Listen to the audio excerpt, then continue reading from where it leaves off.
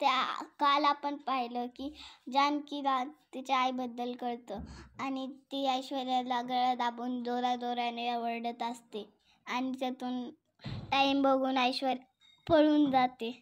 इकडं लताबाई देवळात जाते आणि देवी आईच्या देवळात जाते आणि मग देवी आईच्या समोर हात जोडून देवी आई असं बोलते, असं म्हणते की देवी आई मला माफ कर, माझ्या हातून चूक घडली नाही ग, पाप घडलाय पाप. ज्या घरात मी नाटक करायला गेलते त्या घराचे माझ्यामुळे हिस्से झालेत, नाती दुरवलेत, माणसं दुखवलेत, त्या घराची सुख शांती धुळीला मिळवली आहे. हे सगळं मी ऐश्वर्याच्या सांगण्यावरून केलं. पण जानकी बावन कशी सोनं आहे सोनं. त्या पोरीनं माझ्या त्रासालाही प्रेमाने झेललं. लताबाई मनातल्या मनात देवी आईला म्हणत असते, मी तिला त्रास दिला पण जानकीनं नेहमी माझ्या सोबत लाड केला. आज ती दुखवली आहे माझ्यामुळे, माझ्यावर संशय घेते, मला पोलिसात देईन म्हणाली. लताबाई घाबरून देवी आईला हात जोडून म्हणते, देवी आई मला जेलमध्ये जायचं नाही, मला माझ्या बबडीला भेटायचंय. वाटेकडे डोळे लावून बसले मी माझ्या लेकीला भेटायला. लता देवी आईला रडत रडत म्हणते, तू काय आहेस गो, प्लीज आई मुलीची भेट घडवून दे. आणि तेव्हाच देवी आईच्या गळ्यातला एक ह्याचा फूल पडतो, झेंडूचा आणि मग त्यातच खूप जोरात वारा सुटतो, भूकंपच होण्यासारखा होतो. हे पाहून लताला चक्कर येते आणि ती खाली बसते आणि देवी आईकडे पाहून म्हणते, माझी बबडी माझ्या काळजाचा तुकडा आहे. कसं तो फोटोचा अर्धा तुकडा माझ्याकडे येऊन पोहोचला, तशीच माझी लेक माझ्याजवळ येऊ दे ग आई. आणि ऐश्वर्याच्या रूममध्ये जानकी त्या फोटोला पाहून म्हणते, पार्वती आईला माहिती आहे माझी आई कोण आहे. आणि त्यांना शोधण्यासाठी ती बाहेर जाते, हाका मारते, पार्वती आई पार्वती आई. जानकी पार्वतीच्या रूममध्ये जाते पण तिला तिथेही ती पार्वती आई दिसत नाही. तिथे ऋषिकेश धावत पळत येतो आणि विचारतो, काय झालं. आणि जानकी विचारते, पार्वती आई कुठे आहेत. जानकी म्हणते, मला सांगा आधी पार्वती आई कुठे आहेत. त्यावर ऋषिकेश म्हणतो, अगं असेल ना ती त्यांच्या खोलीत. जानकी म्हणते, त्या कुठेच नाही आहेत, मी त्यांना सगळीकडे शोधले. त्यावर ऋषिकेश रिॲक्ट होतो, काय. जानकी म्हणते, गुलाबदादाला माहिती असेल. आणि जानकी पळत पळत बाहेर जाते. गुलाबदादा हाका मारते आणि गुलाबदादा म्हणतात, काय झालं वहिनी साहेब. आणि जानकी विचारते, पार्वती आई कुठे. त्यावर गुलाब म्हणतो, मगाशी बाहेर गेले की त्या. जानकी म्हणते, बाहेर एवढ्या रात्रीचं. आणि त्यावर गुलाब म्हणतो, होय. ऋषिकेश विचारतो, काय झालं. त्यावर जानकी म्हणते, पार्वती आई कुठेच सापडत नाहीयेत. आणि गुलाबदादा म्हणतात, त्या बाहेर गेल्या. त्यावर ऋषिकेश म्हणतो, काय. तू एक काम कर, तू या बाजूला शोध, मी या बाजूला शोधतो. आणि दोघंही विरुद्ध दिशेला आई आई करत शोधत असतात. जानकी गेटच्या बाहेर पडते आणि लताबाई म्हणून हाका मारत असते. आणि इकडे आईच्या देवळामध्ये आरती चालू असते. लताच्या अंगामध्ये आता कसले त्राणच नसतात. ती गप या कोपऱ्यामध्ये पडलेली असते. बसल्या जागीच ती आरती करत असते. आणि जानकी सगळ्या रस्त्यानं तिची चौकशी करत असते. गुलाबी साडी नेसलेली बाई 60-65च्या वयात तुम्ही पाहिली आहे का कुणी. जानकी देवळाच्या आवारामध्ये येते आणि तिथे तिला एक सेम तशीच बाई दिसते. ती पाठीमागून जाऊन असं खांद्याला पकडते आणि ती बाई बघते तर ती बाई दुसरीच निघते. देवळातली आरती संपन्न होते. ते गुरुजी सगळ्यांना आरती देतात आणि जे भाविक आलेले असतात ते आपापल्या दिशेने निघून जातात. लताबाई मात्र तिथे गपचूप बसलेली असते. गुरुजी जानकीला पाहून म्हणतात, जानकी तू आज पूजेला आली नाहीस, घे आरती घे. आणि जानकी आरती घेते. जानकी गुरुजीला विचारते, गुरुजी पार्वती आईला तुम्ही पाहिले कुठे. आणि त्यावर गुरुजी म्हणतात, पार्वती आई. थोडा विचार करून जानकी म्हणते, मी एका बाईला शोधतीये ज्याने गुलाबी रंगाची साडी नेसली, असे पांढरे केस आहेत, हातात हिरव्या बांगड्या आहेत, मंगळसूत्र घातले, साधारण 60-62च्या वयातल्या असतील. त्यावर गुरुजी म्हणतात, अशा बाई एक आतमध्ये आहेत, बघ बरं त्याच आहेत का. जानकी हात जोडते आणि म्हणते, देवी आई. आणि ती मंदिरात आतमध्ये आलेली असते आणि तिला समोर लता बसलेली दिसते. जानकी तिला पाहून म्हणते, कमाल आहे तुमची, घरातून पळून येऊन इथे देवी आईच्या देवळात येऊन बसलाय. तुम्हाला काय वाटतं, तुम्ही केलेल्या पापासाठी देवी आई तुम्हाला माफ करेल. देवी आई तुम्हाला कधीच माफ करणार नाही. ती कायम सत्याच्या बाजूने असते. तुमच्यामुळे माझ्या घरात, माझ्या आयुष्यात एक वादळ आलंय. माझं आयुष्य उद्ध्वस्त होतंय तुमच्यामुळे. आणि इथे येऊन निवांत बसलाय, काहीच कसं वाटत नाही हो तुम्हाला. तुम्हाला जे हवं होतं ते केलं ना तुम्ही. तरीही लता गप डोळे झाकून बसलेली असते. जानकी पुढे म्हणते, केले ना माझ्या घराचे हिस्से. पार्वती आई बनून तुम्हाला जे साध्य करायचं होतं ते केलंय तुम्ही. ऐश्वर्याबरोबर मिळून नाटक केलं तुम्ही पार्वती आई नाही आहात हे तुम्हाला माहिती आहे, मला माहिती आहे आणि या देवी आईला सुद्धा माहिती आहे. तुमच्यामध्ये आणि ऋषिकेशमध्ये रक्ताचं नातं नाही आहे. पण नाही, आज मी तुम्हाला इथे त्यासाठी जाब विचारायला आलेली नाही आहे. जानकी परत रडते आणि म्हणते, मी आली आहे माझ्या आईसाठी, जिला मी लहानपणापासून कधीच पाहिलं नाही. इतकी वर्ष वाटत होतं मी अनाथ आहे, पण मी अनाथ नाही आहे.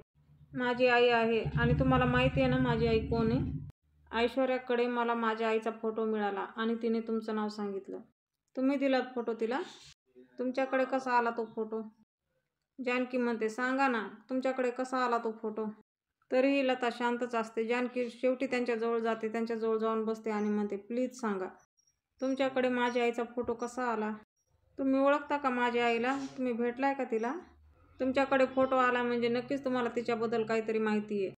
जानकी लतासमोर हात जोडते, रडते आणि म्हणते, प्लीज मला माझ्या आईबद्दल सांगा, मला तिला भेटायचे. मी हात जोडते, मी पाया पडते. असं म्हणत जानकी लताच्या पाया पडते. जानकी हात जोडून तिला म्हणते, मला माझ्या आईला भेटायचं. हे सगळं ती रडत रडत बोलत असते, पण ही लता एकदम डोळे झाकून गप्प पडलेली असते.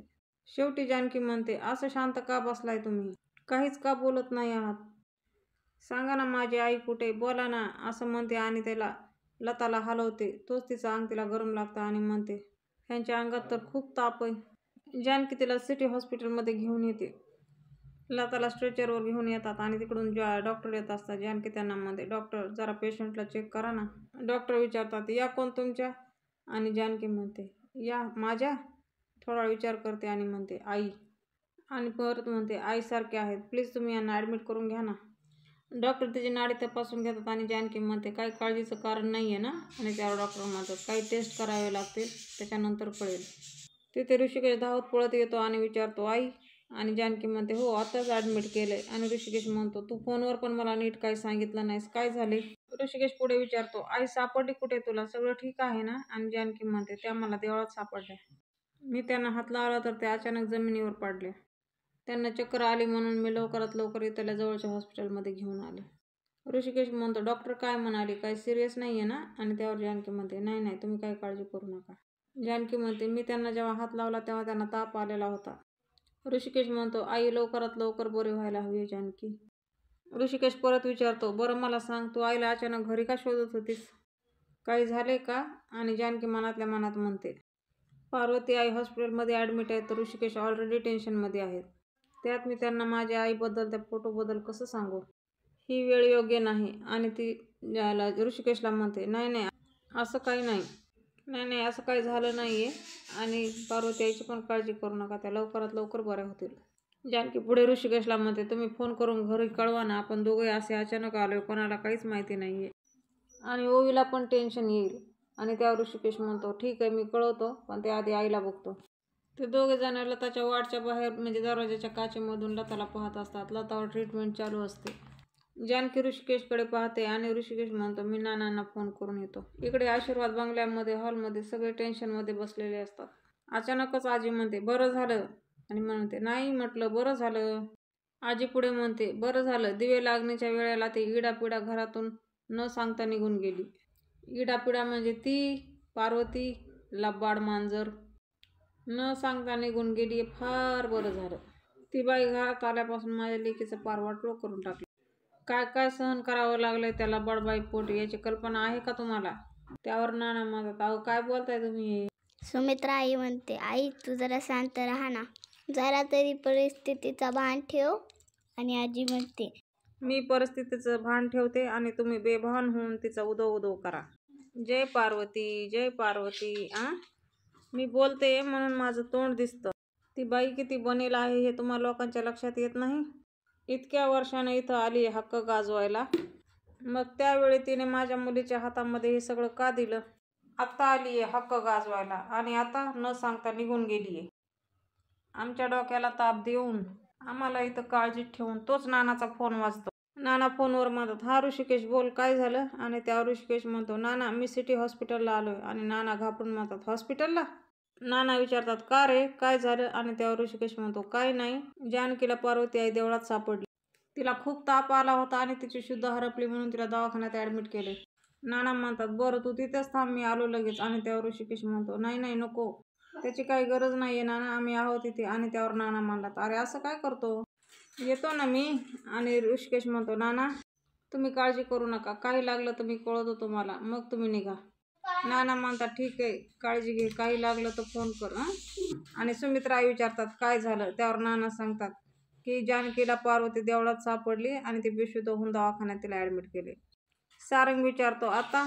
आणि त्यावर नाना म्हणतात, काही नाही, ऋषिकेश काही लागलं तर फोन करतो म्हणालाय. पण सारंगला आणि ऐश्वर्याला वेगळंच टेन्शन पडलेलं असतं. नाना म्हणतात, मी बघून येतो असं म्हणतात आणि ते बाहेर निघून जातात. दवाखान्यामध्ये ऋषिकेश जानकीला म्हणतो, जानकी आई बरी असेल ना गं. आणि त्यावर जानकी म्हणते, तुम्ही कशाला एवढी काळजी करताय, डॉक्टर चेकअप करतायत ना, त्या होतील बऱ्या. आणि तेवढ्यात तिथे डॉक्टर येतात. ऋषिकेश डॉक्टरला विचारतो, माझी आई कशी आहे, शुद्ध आली आहे का अजून. आणि त्यावर डॉक्टर म्हणतात, नाही अजून. डॉक्टर म्हणतात, आम्ही टेस्ट केले. आणि ऋषिकेश विचारतो, काय आले टेस्टमध्ये. आणि डॉक्टर सांगतात, डेंग्यू. त्यांच्या प्लेटलेट्स खूप झपाट्याने कमी होत आहेत, रक्ताची आवश्यकता आहे त्यांना. आणि त्यावर ऋषिकेश म्हणतो, अहो मग माझं रक्त घ्या ना तुम्ही. डॉक्टर विचारतात, तुमचा ब्लड ग्रुप. आणि ऋषिकेश म्हणतो, ओ निगेटिव्ह. डॉक्टर त्या ह्याच्यामध्ये फाईलमध्ये पाहतात आणि सांगतात. डॉक्टर म्हणतात, त्यांचं वेगळं आहे, बी पॉझिटिव्ह. आणि त्यावर जानकी म्हणते, माझा आहे बी पॉझिटिव्ह, मी ब्लड डोनेट करते. आणि त्यावर ऋषिकेश म्हणतो, हो डॉक्टर, माझी बायको ब्लड डोनेट करेल. डॉक्टर नर्सला सांगतात, ब्लड डोनेशनची तयारी करा. जानकी त्या नर्सच्या मागे मागे जाते आणि एकदा वळून ऋषिकेशला पाहते आणि डोळ्याने इशारा करून त्याला सांगते की काळजी घ्या. आणि इकडे ऐश्वर्याच्या रूममध्ये घाबरलेला सारंग ऐश्वर्याला म्हणतो, ऐश्वर्या अहो संपला आता, वाट लागली आपली, आता नाही वाचणार आपण. अहो काल परवापर्यंत ती लता तुमची आई होती, सगळं ठीक होतं. आणि अचानकच तुमची खरी आई खोटी आई समोरासमोर आल्या आणि सगळी वाट लागली आणि त्यांना सगळं खरं कळलं. तरी पण तुम्ही ती युक्ती केलीत आणि त्या बाईला कसं बसं थांबून घेतलं. आणि ती बाई पळाली इथून, आता काय करायचं आपण सांगा ना. आणि दुष्काळ 13वा महिना, त्यात तो फोटो सापडला आणि तोही तुमच्याच पर्समध्ये सापडला. आणि ते तिला हेही कळालं की तो फोटो पार्वती आईकडे होता. आता ती बाई बेडवर झोपून आहे तिथे दवाखान्यामध्ये आणि तिच्या बाजूला जानकी. आता काय करायचंय आपण सांगा ना. समजा जर त्या बाईला जाग आली आणि त्या बाईने पटकन विचारलं आणि सांगितलं तर मग काय करायचंय आपण. त्या बाईने जानकी वहिनीला जर सगळं खरं सांगितलं तर आपलं काय होणार आहे. ऐश्वर्या आपण संपलो. ऐश्वर्या मात्र एक नाही दोन नाही गप्प असते. ऐश्वर्या गप्प असते म्हणून सारंग म्हणतो, अहो लक्षात येते का तुमच्या मी काय म्हणतोय ते, आपला शेवट जवळ आलाय आता. ऐश्वर्या म्हणते, शेवट तर होईल सारंग, पण आपला नाही, त्या लताचा. सारंग म्हणतो, अहो काय बोलता हे ऐश्वर्या तुम्ही. आणि त्यावर ऐश्वर्या म्हणते, सत्य तेव्हा जानकीला कळेल जेव्हा ती लता जिवंत राहील. सारंग घाबरत म्हणतो, म्हणजे.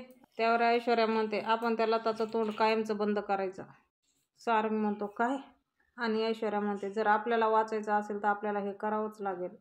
उद्याच्या भागामध्ये आपण पाहणार आहोत, जानकी लताच्या बाजूच्या बेडवर झोपलेली असते, तिचं ब्लड डोनेट करीत असतात आणि ती मनातल्या मनात म्हणते, तुम्ही मागाल ते देईल तुम्हाला लताबाई, पण मला माझ्या आईशी भेट घडवून द्या. आणि इकडे ऐश्वर्याच्या हातामध्ये कसली तरी बॉटल असते आणि ती म्हणते, हे काय एकदा औषध घेतलं की लताचं काम तमाम. आणि ऐश्वर्या नर्सच्या गेटअपमध्ये हॉस्पिटलमध्ये येते आणि ती बाटली चेंज करते.